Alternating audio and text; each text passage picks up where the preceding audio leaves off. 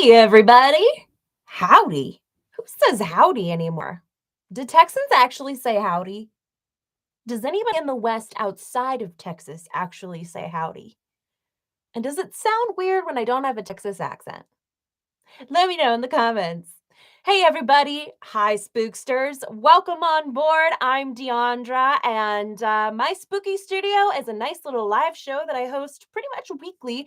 And I talk about what's going on in my world of horror, and horror really is my world. I watch a lot of horror movies, read a lot of horror content, pretty much am immersed in the world of horror. So thank you so much, everybody, for tuning in. Glad you decided to stop by. As you probably saw from the title in my video today, I'm going to be reviewing my number one most anticipated movie of 2023, Renfield. Have any of you guys seen Renfield? It came out last Friday, or for many of us, last Thursday. I saw it on Thursday, and I have some thoughts. Listen, when you go to watch a movie, you're constantly like, oh, I have these expectations. I like the vibe. I like who's in it. I know a little bit about it. And you just set yourself up for either being underwhelmed, miserable, or pleasantly surprised. It all depends. Or maybe just like right there. The Goldilocks method. Too hard, too soft, or just right. And for me, we'll see where on the Goldilocks spectrum this falls. If you're in the live, please say hello or howdy. I mean, if you want to say howdy, that's fine. That's how I greeted all of you guys. If you want to speak my weird language, go forth and conquer. But for anybody who hasn't heard of Renfield or doesn't really know much about it, Renfield himself is like the sidekick slash, well, familiar of Dracula. And he's been around for a very, very long time. Now, if you are, if you've watched recent vampire content, you will notice that a lot of vampires, like in What We Do in the Shadows, have a familiar.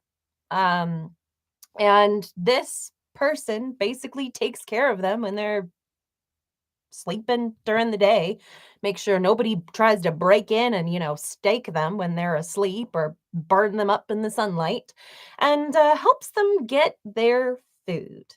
And we're not talking about going to the grocery store. We're not going to Whole Foods. We're not going to Trader Joe's. We're not going to Aldi. We're not going to Giant Eagle, Kroger, Ralph's, Piggly Wiggly, Food Lion, Publix, any of those things. We are talking about getting humans.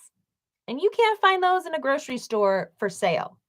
You can find humans in the grocery store, but I'm getting all over the place myself. Oh, hi there, Chance. Welcome. Hi. Smile back to you. So Renfield itself stars Nicolas Cage and Nicholas Hoult. I wonder how confusing that must have been on set. Nicholas, Nick, were they like, hey, yo, Nick, hey, yo, Nicholas? How does that work? Do they just call one Cage and one Nick? How does that go? I'm sure we'll find out later on. But Nicholas Hoult, you might remember from The Menu, which came out recently. He was the really pretentious guy who was like, I don't know so much about food. He was also, of course, in Warm Bodies, and he's been in a bunch of other things. And then Nick Cage is a legend. And I don't think we need any other introduction to Nicolas Cage. You should know who Nicolas Cage is. And if you don't, Google him right now, because I will be super disappointed in you if you don't. But anywho, Nicolas Cage is in this, and he plays Dracula. And as you know, Nicolas Cage is a little bit of he's an interesting character. He's his own human being. He is Nicolas Cage, or as he puts it in The Incredibly Weight of Massive Talent. Oh God, I'm so sorry. Nick Cage, he's a little cuckoo. He does his own thing. So I came in expecting Dracula to be his own thing. I mean, we're talking Nicolas Cage as a creepy vampire with so much power, but he's Nicolas Cage. What's that going to be like? We find out. So, based on watching Renfield, I mean, we've seen pictures of this for a while. We saw him in his pale skin with the long fingernails, and he was like, that picture? with the hair slicked back and the dark eyes and the red velvet suit. I mean, from that very picture, I was like, it's Nicolas Cage as a vampire, as Dracula, as a character I love. It's giving everything that I could have ever possibly wanted in my life. And of course, Nicolas Cage has been doing a lot of really great indie movies lately. I mean, people might say Nicolas Cage dropped off the face of the earth, but if you are a horror fan or an indie movie fan, you'll know that's not true because Nick Cage has been active. He has been doing, Wally's Wonderland or Pig or Mandy. I mean, in the horror world, he's an icon. He's claimed himself to be a goth, and you know what? Goths, we accept him. We accepted him before we knew he was a goth. He was our people, you know. And so the synopsis of Renfield is that Dracula's familiar, his helper, who's been around for a long time through bunches and bunches of movies. And the movie starts out with, you've probably seen some of this in the trailer, but, familiar images of things that put Nicholas and Nicholas in scenarios that we may have seen before. I hope that doesn't give too much of it away. But uh Renfield is kind of tired of going and hunting down people, and he gets his powers like Dracula gets his power from human blood and their life force in that way. Renfield gets his power by eating bugs and their power and all that. He gets a little bit of Dracula's power in those moments when he's got the bugs. But he's tired of hunting humans. He's tired of doing things for Dracula. He's tired of being at his beck and call. He wants freedom. So he starts to go to a support group and is like, hey, man, I've got this boss. And he's a little controlling. And everybody else is like, we know what it's like to be with a narcissist. And he's like, I mean, yeah, but like, it's a little different. And he starts to feel empowered to get away from Dracula. So he starts kind of building his own life. And Drac finds out. And some S goes down. And there's a big conflict with like, we've got to bring in the whole powers of the familiar, but like other people have powers who are also powerful people, and it just kind of gets, into it. I don't want to give away too much of the movie, but essentially that is the synopsis of Renfield. Of course, there's all kinds of little nooks and crannies in there that I'm sure you will enjoy if you've not seen it. If you have, you know what I'm leaving out. Hey, Michigan Dipper. Oh no, Michigan. I live in Ohio. We're supposed to be sworn enemies. But I don't really care. I'm not a really big Ohio State fan, even though I'm legally required kind of to be here. Shh, don't tell anybody. We won't put this on the internet. But I sat down. I was so excited all day. I was like, oh my God, I can't wait for this movie. Nicolas Cage is Dracula. Nicholas Holt. He's such an interesting guy. It looks gothy. It looks campy. It's got colors. Actually, colors kind of remind me of this room right here that you look behind me and the whole thing going on. It's just a little bit dark, a little more contrast, a little less exposure. And I was ready for it. And so it began. And let me tell you, I freaking loved it. I loved this movie. I remember sitting there being like, "Oh, oh," and there were a couple times I was like, "Ah, oh." Um, it was gory, it was funny, it was action-packed. It had the horror elements, but really it was not super scary. It was a comedy first. It was a horror comedy or maybe a comedy horror. Not horror comedy, I guess you could say, but there wasn't really anything spooky about it. It was very much leaning into the comedy aspect of it. And Nicolas Cage as Dracula was funny. He was quirky. He was unlike any other Dracula I've seen. Everybody's always mysterious. I'm Dracula, I blah, blah. But he was like, oh, I got the little, it was kind of one of those things. And he was so funny. He had that Nick Cage-ness. So there were a couple times he would yell, and I'd be like, there's the Nicolas Cage I know who's coming out. And it was kind of, it was like hitting the mark, but like at the same time, it was kind of like a little too far in that direction. But it was Nicolas Cage, and I expected it, and I was cool with that. My only gripe with the film, and you guys have to let me know what you think about this, is Aquafina. I really want her to break out of her typical comedian side chick, side character roles, and be able to be more in the spotlight. But something about it was just so awkward for me. It just like who she was supposed to be in relation to Renfield and all of that just didn't match up, but maybe that was the point, or maybe they did match up. Let me know. What did you guys think? Was she, like, sticking out like a sore thumb, or was that just my thought? I mean, she definitely had her comedic elements, but there were some other elements of her character that I think needed to be there that just weren't quite. Oh, look, more comments. Michigan Dipper says, "I'm not a sports fan, LOL, so we are good." Okay, cool, cool, cool. Chance said, "Can't wait to see Renfield." Chance said, "My friend that works at the theater said it's great." Oh, the pleasant face. Believe me, I will tell you this. Sometimes I go into the movies and with actually a lot of the Scream movies, and I just kind of walk out like, oh, even in the middle of the movie, I'm like, oh, but then I get a little disappointed. I walk out at the end and I'm like, oh, but in watching Renfield, I was like, okay, I'm real good. I like this. Um, and there's just some funny parts, and let me tell you, Lizzo's what is that new song? To be loved, whatever that song is, that is in the movie, and every time I hear it now, I mean, it was kinda like a bop anyway, it was just like one of those happy songs, but now I hear it and I'm like goth in like a colorful outfit, bopping down the street, makes me think of that. But the movie, I think, I really thought it was fun, because you can imagine somebody has to do this stuff for many, many years, and they're kind of over it. So I could see where Renfield's motivation was to get away from it. Um, I thought that the tie-in with kind of who the villain is, I guess you could say the real villain of the movie is not Dracula. He's part of it, and you can see how he ties into the real villain of the story, but I like what they did there.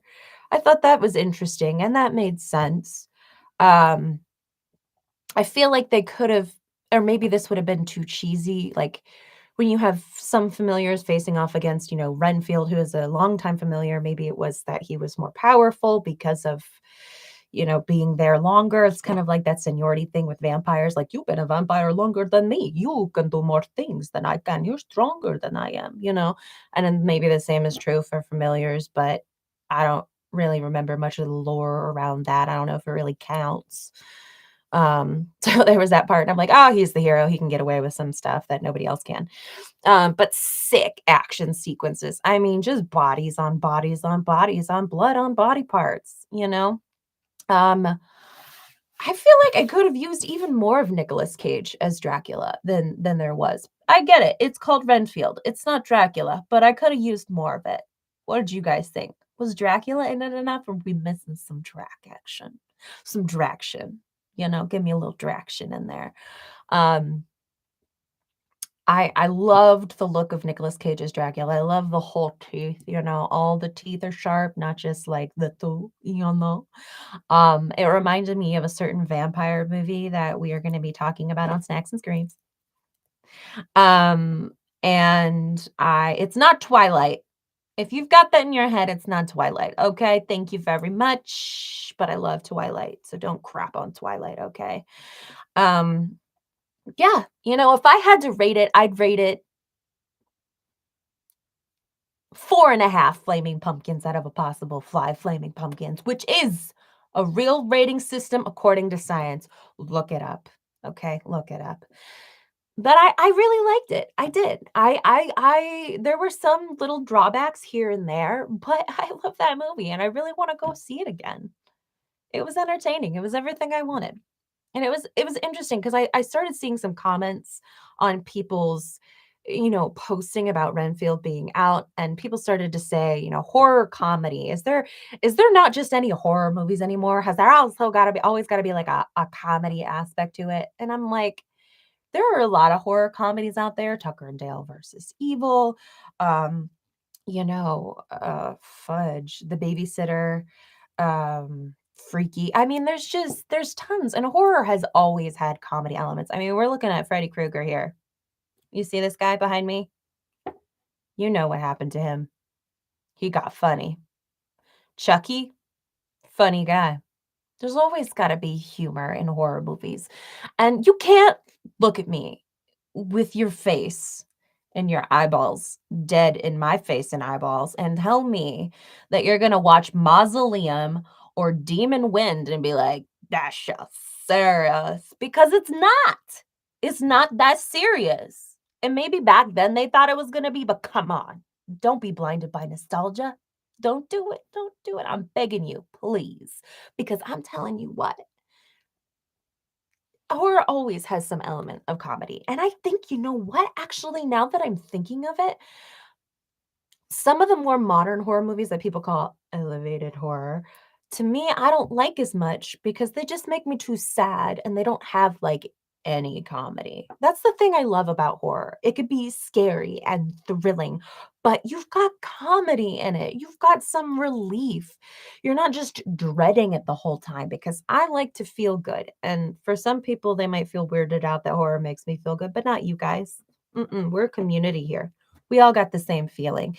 And just watching, like, what was it? The Black Coat's Daughter, I think that was what it was called with Kiernan Shipka, and, Hereditary, good movie, scary as heck. If I'm gonna sit down and make somebody watch a movie that's gonna, make them poop their pants, it's gonna be Hereditary. Midsommar, just big old sad, big old piles of sad and depresso. It's just not my favorite subgenre of horror. But, I love the horror comedies. Slasher movies, then, like, right underneath is horror comedies for me. I will go see a horror comedy and watch a horror comedy any time of the day. And, I just think that they're great. I think that they're a lot of fun. I think it's great to have that. Some people find it too cheesy or anything, but we've just had that discussion.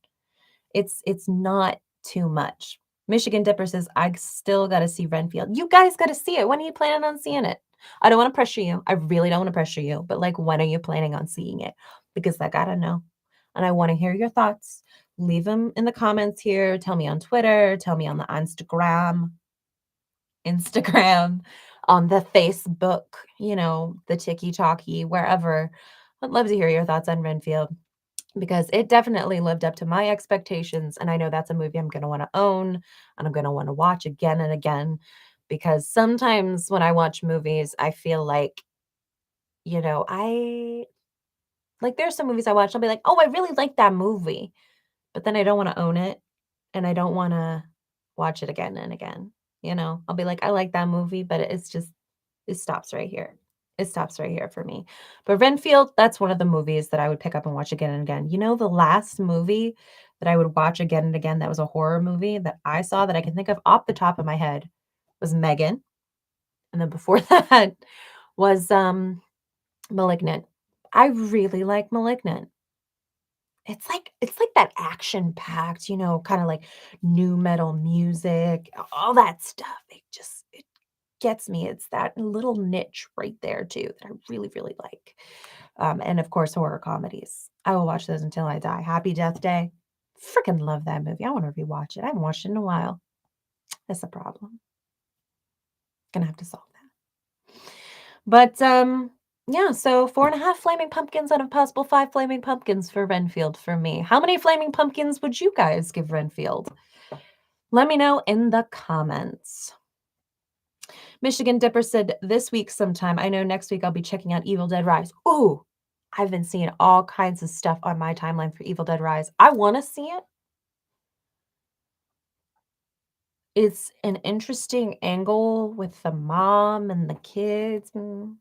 Some of the stuff looks super gnarly in the trailer. The whole cheese grater thing, I know that's been like in promo stuff for them, and um, it's been in the trailers, candy, things like that. So I definitely, definitely feel like that's gonna get me. But it looks like it's gonna be fun. And some people have been like, it slaps hard. And if it slaps, I'm totally willing to check it out. If it doesn't slap, if people are like, oh, I hate it, I'm gonna have Halloween end syndrome and I'm gonna go watch it and I'm probably gonna really like it. Um, but I really, really enjoyed all the Evil Dead movies. Army of Darkness, though Ash versus Evil Dead holds a special place in my heart. So yeah, I will definitely see Evil Dead Rise. And we'll probably talk about that too. We'll probably talk about that too. But I do have some news, which is why I'm wearing my sweater this week. In case you guys haven't heard, Fangoria released an article today, an exclusive article about Fredheads, the documentary. The documentary about all of the Nightmare on Elm Street community, well, most of the Nightmare on Elm Street community. We couldn't get every single fan in there, that I helped produce and am a part of. And today it went out on fangoria.com and it announced when our documentary is going to be streaming. And it is going to be toward the end of June. So, and it's great because Tubi is, accessible for a lot of people. It's the place where horror fans are going. I'm not going to give you the the date. You got to go check it out on fangoria.com. But Tubi has become the place where horror fans are going for horror content. So it just fits on there, and we're super, super happy about it. And then there's another facet of news that's not yet released about Fredheads that will be coming out, but mark your calendars for the end of June because that's when Fredheads will be coming out on Tubi, and you can watch it anywhere, and you can stream it, and you can have fun, host parties. I don't care whatever you do, but I am so excited if you decide to host a Fredheads party. Like, holy crap, are you kidding me? That would be super nice. Thank you. Please take pictures and tag me, Sassy Sledgehammer. But also, in that article, Fangoria has also given everybody a sneak preview of the first 5 minutes of Fredheads. So if you are interested in the documentary, you want to know kind of what it's about, what's going on, check out that article on fangoria.com. It's a really, really cute headline. It's like 1, 2, Fredheads the documentary is coming soon for you or something like that, coming out for you. Coming out. It's something along those lines. It's a really great play on the Freddy lore. But yes, so the end of June on Tubi and the first 5 minutes, all of the official details of the release date and the first 5 minutes you can find through that article in fangoria.com. Oh my god, this is so exciting. I can't wait for like everybody who hasn't had a chance to own it, because I know a lot of people have had a problem with buying it on Amazon or wherever, and then it just has been sold out or it's been pushed back. And I'm so, so, so, so sorry that you guys are having these issues. Like, our team is trying to work with a distribution company to get that sorted out. But, it's just like really big demand. And we're so, so, so, so thankful to everybody for that. But check Fredheads out when it comes out on Tubi. I'm really excited to hear what you guys have to think about it. We expose our hearts and we expose a lot of our thoughts. And I'm kind of it's always really weird for me to watch because I'm basically like telling my diary on a documentary for people, especially when we were sitting in the auditoriums watching it. I was like, oh my God, people are listening to me talk about the most intimate details of my insecurities. And they're watching videos of me at 16 and 17 years old. This is so embarrassing. On my little web camera for my first ever computer when YouTube just started. Oh man. But you know what? It's good that I preserved all of that in history because now everybody gets to watch it and be like, oh, what a dork. But yeah. So once again, thanks guys for tuning in, and let me know what you think of Renfield when you do see it. Let me know what you think of Evil Dead Rise when you see it, even though I'll probably maybe potentially have a video about that. And yeah, let me know about Tubi. As for us, we're working on the script for the next Snacks and Screams, but we are also in the midst of some pretty busy stuff for us right now, and there may be some updates in the coming weeks that we will share with you guys. But for now, that's kind of all I can say. But when it comes down to it and things are set in stone and stuff, we'll tell you guys. It's very exciting for us. So hopefully you guys will also be thrilled. But in the meantime, check out Renfield, check out Fredheads on Tubi, read that Fangoria article, and watch really, really, really, really, really good horror movies. Oh, Michigan Dipper said, "I love the Fred Head stock. Nightmare One was the second horror film I seen when I was sick. When you were 6? My goodness, who showed it to you? So your cousin? A babysitter? Did you catch it on VHS? Curious. I'm always curious about people's stories, but I'm so glad that you really liked Fred Head.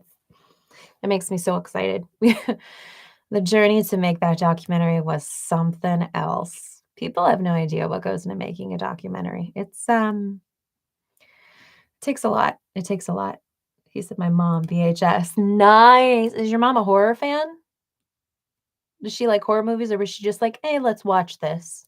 Did she really love horror movies? Because I know a lot of people, well, some people, their parents really like horror movies, and that's how they introduce them to it. And then other people, their parents were like, "Let's watch a scary movie." Like, for example, my parents aren't really big horror movie fans, but I remember them putting on like What Lies Beneath when I was a kid to watch it. And it traumatized me. But they weren't big horror movie fans, but they wanted to watch it, and I was around. She said loves them. That is awesome. Love, love, love that, and I'm glad that she passed her love of horror on to you. Good job, mom. Mom, Michigan Dipper. But yeah, thanks, guys, for tuning in. Watch great horror movies, and I will see you around. On the TikTok, I am on TikTok. I've created a horror only account on there. You might have known that I had like another account. It's still on there, but I kind of segmented it into something, and now I'm doing more horror and a Nightmare on Elm Street content on TikTok. All my humor, all my weirdness, all my theories, all my talks on the TikTok. So I'll catch you there. And if you have a TikTok, let me know in the comments, and I will follow you because you are here watching this. And that means you're cool. And I want to be cool friends with cool people. So, all right, guys, watch great horror movies, and I will see you around. Thanks so much for tuning in to my spooky studio, and stay spooky, my friends. Later, alligators, and a while, crocodiles. See ya, everybody.